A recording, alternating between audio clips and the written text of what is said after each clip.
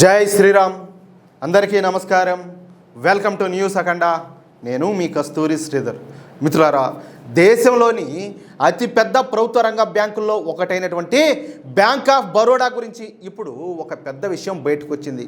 బ్యాంకుకు సంబంధించినటువంటి కొంత కీలక సమాచారం సైబర్ నేరగాళ్ల చేతుల్లోకి వెళ్ళిందనే వార్త దేశవ్యాప్తంగా ఇప్పుడు కలకలం రేపుతోంది. బ్యాంకు ఖాతాదారుల వ్యక్తిగత పత్రాలు, అలాగే రుణాలకు సంబంధించిన వివరాలు, ఆధార్ వంటి గుర్తింపు పత్రాలు, బ్యాంకు లోపల సమాచారం డార్క్ వెబ్లో కనిపించినట్లు సైబర్ భద్రతా నిపుణులు అయితే గుర్తించారు. అయితే ఈ ఘటనలో బ్యాంకు ప్రధాన కంప్యూటర్ వ్యవస్థ పూర్తిగా హ్యాక్ అయితే ఖాతాదారుల బ్యాంకు ఖాతాల్లో ఉన్నటువంటి డబ్బు కూడా మాయమైపోలా, డబ్బు కూడా సేఫే. కానీ ఈ ఘటనలో బ్యాంక్ ఆఫ్ బరోడాకు చెందినటువంటి ఒక ఉద్యోగి ఈమెయిల్ ఖాతాను సైబర్ నేరగాళ్లు తమ ఆధీనంలోకి తీసుకున్నట్లు ప్రాథమిక విచారణలో బయటపడింది. ఆ ఈమెయిల్ ద్వారా కొన్ని కీలక వివరాలు బయటకు వెళ్ళి ఉండొచ్చు అని చెప్పేసి అధికారులు అయితే అనుమానిస్తున్నారు. ఆ ఈమెయిల్లో ఉన్నటువంటి సమాచారం సహాయంతో సైబర్ నేరగాళ్లు కొన్ని కీలకమైన పత్రాలను సేకరించినట్లు తెలుస్తోంది.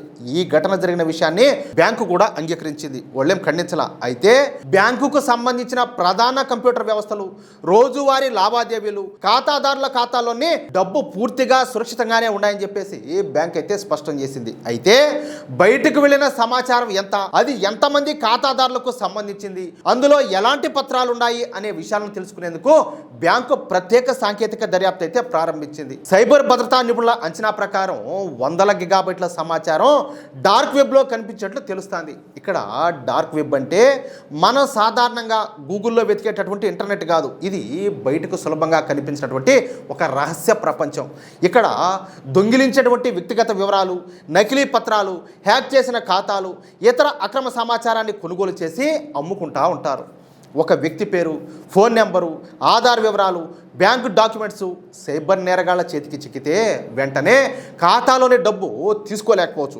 మన డబ్బు వాళ్ళు తీసుకోలేకపోవచ్చు. కానీ మన వివరాలను ఉపయోగించి పెద్ద పెద్ద మోసాలకు పాల్పడే అవకాశం ఉంటుంది. బ్యాంకు ఉద్యోగులం అని చెప్పి ఫోన్ చేసి ఓటీపీ అడగొచ్చు, కేవైసీ పూర్తి చేయాలంటూ నకిలీ లింకులు పంపొచ్చు, రుణం మంజూరైంది అని చెప్పి మోసం చేయొచ్చు. అలాగే ఖాతా బ్లాక్ అవుతుందని భయపెట్టి మరిన్ని వ్యక్తిగత వివరాలు తెలుసుకునే ప్రయత్నం కూడా చేయొచ్చు. అర్థమవుతుందా? జాగ్రత్తగా ఉంటున్నారు కదా. అందుకే బ్యాంక్ ఆఫ్ బరోడా ఖాతాదారులు భయపడాల్సిన అవసరం అయితే లేదు. కానీ ప్రతి ఒక్కరూ కూడా అత్యంత అప్రమత్తంగా ఉండాలి. బ్యాంకు పేరుతో వచ్చేటటువంటి తెలియని ఫోన్ కాల్స్ను ఎట్టి పరిస్థితుల్లో కూడా నమ్మకూడదు. ఓటీపీ, ఏటీఎం పిన్, అలాగే సివివి నెంబర్, ఇంటర్నెట్ బ్యాంకింగ్ పాస్వర్డ్ను ఎవరికి కూడా ఎట్టి పరిస్థితుల్లో చెప్పకూడదు. అలాగే తెలియనటువంటి లింకులపైన క్లిక్ చేయకూడదు. ఖాతాలో జరిగేటటువంటి ప్రతి లావాదేవీని తరచుగా పరిశీలించాలా. ఈ ఘటన దేశంలో ఉన్నటువంటి అన్ని బ్యాంకులకు ఒక పెద్ద హెచ్చరిక. నేను ఈ మాట ఎందుకంటున్నానంటే, బ్యాంకు ప్రధాన కంప్యూటర్ వ్యవస్థకు ఎంత బలమైన భద్రత ఉన్నా ఒక ఉద్యోగి ఈమెయిల్ ఖాతా సురక్షితంగా లేకపోతే మొత్తం బ్యాంకుకే ప్రమాదం కావచ్చు. సైబర్ నేరగాళ్లు ఎప్పుడూ పెద్ద వ్యవస్థనే నేరుగా హ్యాక్ చేయరు. ఒక చిన్న ఈమెయిల్, ఒక నకిలీ లింక్ లేదా ఉద్యోగి చేసినటువంటి చిన్న పొరపాటును ఉపయోగించుకొని లోపలికి ప్రవేశించేందుకు ప్రయత్నం చేస్తారు. డిజిటల్ ఇండియా వేగంగా ముందుకు పోతుంది. ఇప్పుడు కోట్లాది మంది ప్రజలు మొబైల్లోనే బ్యాంకింగ్ సేవలన్నీ కూడా వినియోగిస్తారు. అందుకే ప్రజల డబ్బును కాపాడడంతో పాటు వాళ్ళ వ్యక్తిగత వివరాలు బయటికి వెళ్లకుండా చూసే బాధ్యత కూడా బ్యాంకులపైనే ఉండాలి. ఈ దాడికి బాధ్యులైన వాళ్ళను గుర్తించి కఠిన చర్యలు తీసుకోవాలా. బయటికి వెళ్ళినటువంటి సమాచారం ఎంత, ఎలాంటి వివరాలు బయటపడ్డాయి అనే విషయాన్ని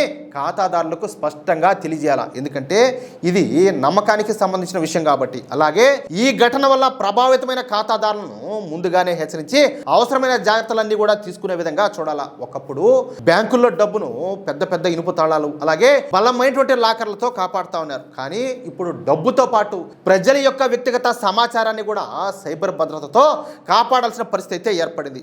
డిజిటల్ సేవలు పెరుగుతున్న కొద్దీ సైబర్ భద్రత కూడా అంతే బలంగా ఉండాలా. అప్పుడే ప్రజల డబ్బు, వాళ్ళ వ్యక్తిగత వివరాలు పూర్తిగా సురక్షితంగా ఉంటాయి. అది అసలు విషయం. ఒకవేళ మీకు గనక బ్యాంక్ ఆఫ్ బరోడాలో ఖాతా గనక ఉన్నట్లయితే మీరు కూడా కొంచెం జాగ్రత్తగా ఉండండి, ఓకేనా? అలాగే ఈ విలువైన సమాచారాన్ని మీ మిత్రులకు, మీ కుటుంబ సభ్యులకు మీరు ఉన్నటువంటి వాట్సాప్ గ్రూపులను తప్పనిసరిగా షేర్ చేయండి.